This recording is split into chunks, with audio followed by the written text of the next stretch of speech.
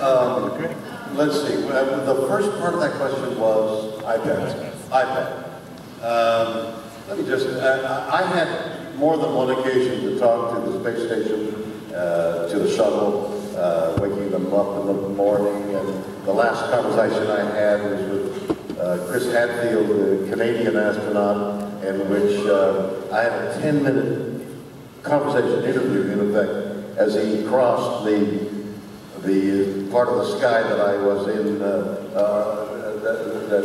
was above Los Angeles, and I had done a little research on him and knew he was a test pilot and knew that he had faced other kinds of danger as well as being the astronaut. So I inquired about what it was like to be fearful, especially that takeoff where there had been history in isolated moments, but certainly a history of death and destruction.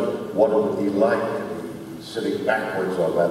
And we had that kind of conversation. And I was also aware of this arc that he was flying, and that we had a limited amount of time to let him talk and let him speak about these questions. And the last question I had, as I sensed that the arc was finishing, do you see any design in the sky as you go around the Earth? You look out there, do you see anything that would suggest design? And his answers were profound. So I was amazed and taken up with the whole idea of talking to somebody flying so many hundreds of miles above. So iPads, anybody, you got a thought on an iPad? Well, okay.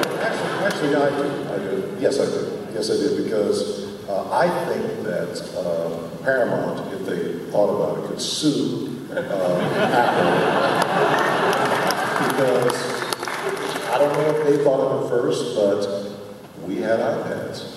The exact same thing that you guys see now, that's what we had. We can see people on it, we can do face-to-face chats, we can call up anything you want, you can figure out, I mean, that's what it is.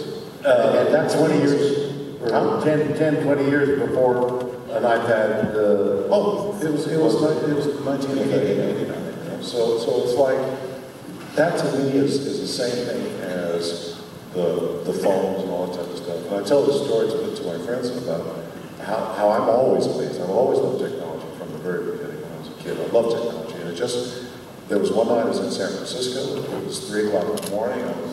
I got a little notice on my phone that my flight was canceled. And all I had was my smartphone. And my flight was canceled, coming back. I'm like, oh my God, what am I going to do? I don't know how I'm going to get back home. And I got my iPhone. I found another flight. I paid Pressline.com.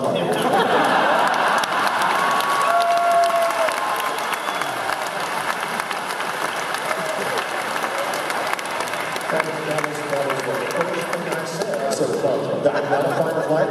It has to be cheap. And I got it. I booked it. And it said, you're all set. It was half an hour after my first flight. And to do that on a phone, where that's it. I mean, to me, that is just like crazy.